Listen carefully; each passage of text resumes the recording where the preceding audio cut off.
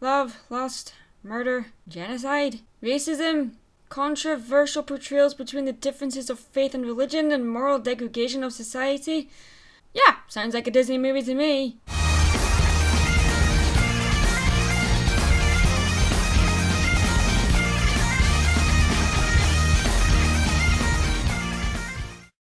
Why? Why?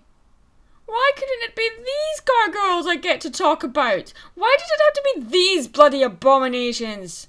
You'll have to give me a moment here. I'm grieving over what could have been, and what many of you thought it was going to be. Which I found hilarious, by the way. Although this is a Patreon request, I've been wanting to review this movie and would have gotten to it eventually, but at the same time I'm kind of glad I'm getting it out of the way now, because this really isn't going to be easy.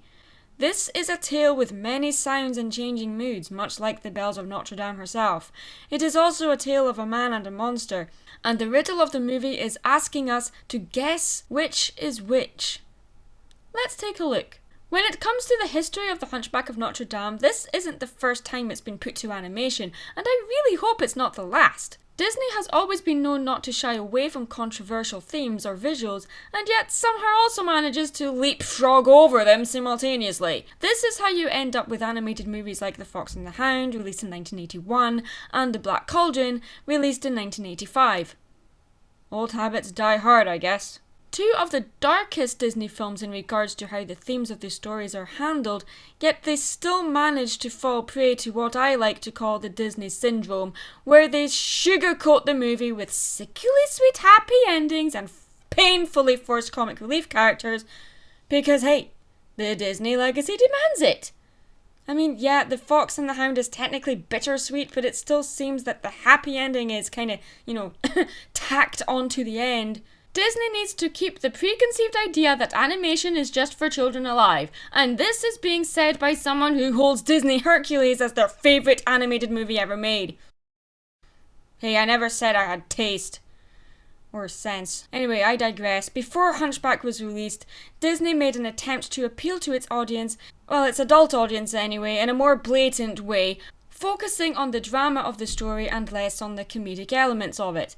Like Pocahontas, released in 1995, The Hunchback of Notre Dame was another attempt from Disney to appeal to its adult audience and deal with far more dramatic themes, but still maintain an element of comedy. This experiment didn't exactly succeed, at least not in the box office. Forcing comedy into an otherwise tragic story means a lot of changes, and though on some levels the idea of sentient gargoyles was creative, they ended up being poorly executed in both their design and role in this movie.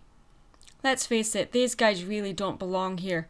It would have been awesome if these guys really were imaginary, and at some point in the movie it is implied these guys are in fact imaginary. However, we also have the problem at the beginning of this movie. It is unclear at this point if the gargoyles are in fact real, and even if they were, Frollo forces Quasi to deny their existence completely, regardless of physical proof. So in a way, it does work that they're real, but there isn't a payoff. It could be argued that the way Frollo's death was handled was a total cop-out, but at the same time, could have been a way to show that the cathedral herself was alive and explain the sentient gargoyles, but it is left unclear whether this was a figment of Frollo's imagination or not. Hunchback does maintain a level of complexity and psychological richness thanks to the relationship between Quasimodo and Judge Claude Frollo, but the movie came very close to being a tour de force. The villain of the movie, Frollo, who was changed from being a priest to a judge, is presented to the audience as a man who is tormented by conflicting passions rather than being the embodiment of pure evil, and distances himself from all things he considers carnal and corrupted. I guess with most Disney movies released in the tail end of the 90s, the studio was having trouble identifying its audience. Is this movie for young adults or small children? The Disney studio is founded on a legacy where the audience is the inner child that resides in all of us, blah blah blah blah, rather than one particular demographic. But it seemed that Disney kind of lost sight of this during Hunchback's production, and instead sat down with a checklist of things needed to appeal to the wide audience, forming in poor taste. The comic relief gargoyles were awkward and felt painfully out of place, and it was rather ambiguous, as I've already said, as to whether they were real or imaginary until the climax of the movie. It wasn't until the release of Mulan that Disney seemed to realise they didn't need to try so hard to appeal to audiences, but instead just focus on telling a good straightforward story without littering stupid contemporary jokes here and there just for the sake of it. Hunchback is a tragic story, but it is also a romantic one. It's a celebration of the Gothic architecture of the 1800s, a time where buildings were neglected and torn down, replaced with modern simplicity. The novel by Victor Hugo raised the awareness of the value of these beautiful historic buildings, and the movie reflects this importance of this architecture through how the cathedral is portrayed. Its size is exaggerated, and its grandeur and presence makes it feel like a character in the movie instead of just a building the story takes place in and around. The cathedral represents different things to each character. To Quasi, it is his sanctuary. To Esmeralda, it's a prison. And to Frollo, it's nothing more than a building. But it is also a constant reminder of his mistakes and his mortality. It is regarded as a holy place, and the beauty of this cathedral is conveyed here. But the movie also gives the cathedral power. At times, she is beautiful. Other times, she is foreboding and intimidating. Knowing that this story was written to celebrate Gothic architecture during a time when it was being torn down, the joke that Phoebus says, "They leave town for a couple of decades and they change everything," is a subtle nod to that historic fact, as well as an ingenious way to introduce this eccentric, sarcastic captain of the guard, who, by the way, could possibly be my favourite character of the story.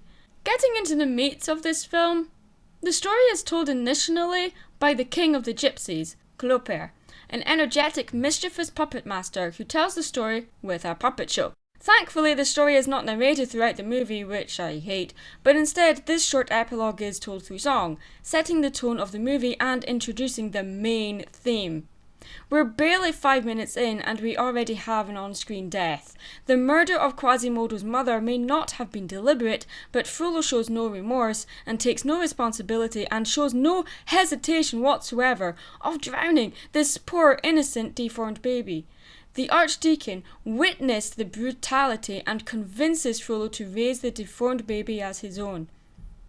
For me, this movie could not have portrayed the character of Quasimodo any better. He's deformed, but he's also strong. He could have easily been portrayed as a dimwit or a fool, but is instead portrayed as an intelligent but shy 20-year-old man. He's humble, but is also convinced into thinking that his deformity is a crime, and that the world will shun him for it, and that the only person in the world to defend him from the evils of this world is his master Frollo, who instructs him to stay in the bell tower where no one else can see him. To lightly touch on a sensitive topic, this film is set during a time where deformities and the like were feared and misunderstood and treated more like a circus attraction. And yeah, this film portrays this attitude in a scene that is very difficult to watch. What makes it more painful is when Frollo turns away from Quasimodo when he needed him the most. It is at this point of the story, however, that Quasi also learns that the world perhaps isn't as cruel and wicked as Frollo made him think. For a Disney movie to have a romantic relationship in the movie while not making it the main focus was pretty refreshing, at least to me, but for many people this was also one of the reasons the movie failed in the first place. The main character doesn't get the girl in the end, and we see real heartbreak. Fairy tales don't happen for everyone, and even if they seem like a fairy tale, that doesn't mean there won't be hardships to overcome. Quasi's heartbreak of seeing the girl he loves fall for someone else right before his eyes is something very rarely seen in animation, especially from the main character. And then we also see the movie deal with a theme that is not expected in a Disney movie: lust.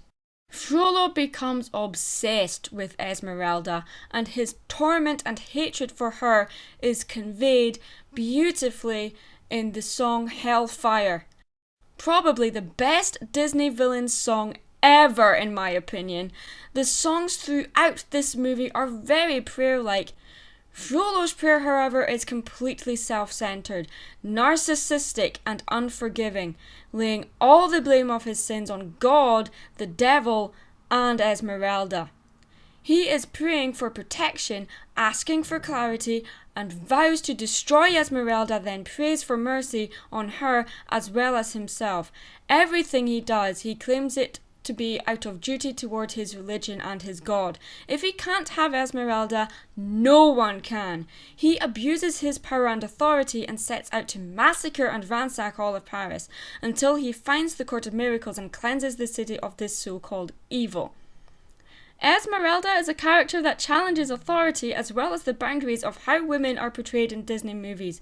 As one of the very few non-princess characters, Esmeralda was pretty risky.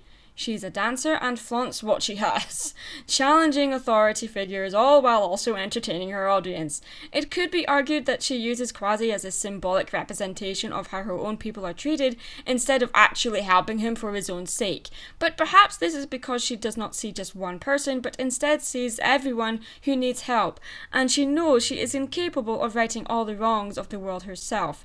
Frollo sees the embodiment of all things he considers evil in the gypsy Esmeralda and believes that killing her publicly would somehow cleanse the city of the evil. I'll say it over and I'll say it over and over and over and over and over. I love villains, and few can compare with the magnificence of a villain that is both chilling and relatable. He is scary, ruthless, intimidating, but he is also incredibly interesting. This is probably Disney's most human villain, and for me, this is really ironic as his whole persona goes out of his way to distance himself from being human.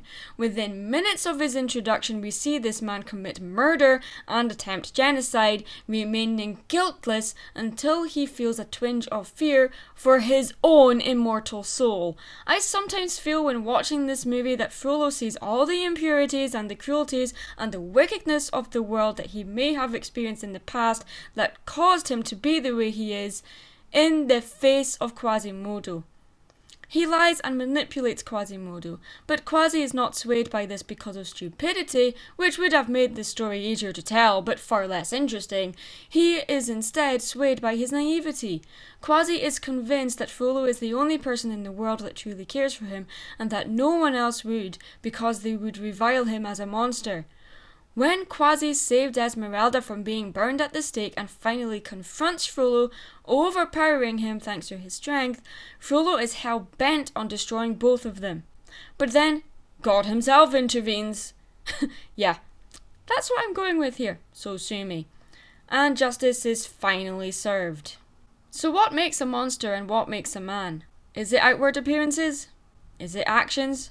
I personally feel it is instead the motivation behind the action, and that outward appearances, no matter how virtuous, beautiful, or strange they may be, they do not ever reflect the true nature of the soul inside the body. I feel this is what this movie was trying to convey, and in my opinion it did it successfully. So, if anyone would like to recommend what I should review next, you can do so by donating to my Patreon. But don't forget you can also show your support by hitting the like button and subscribe. Thanks for watching, guys. I'm Mad Munchkin. Stay creative.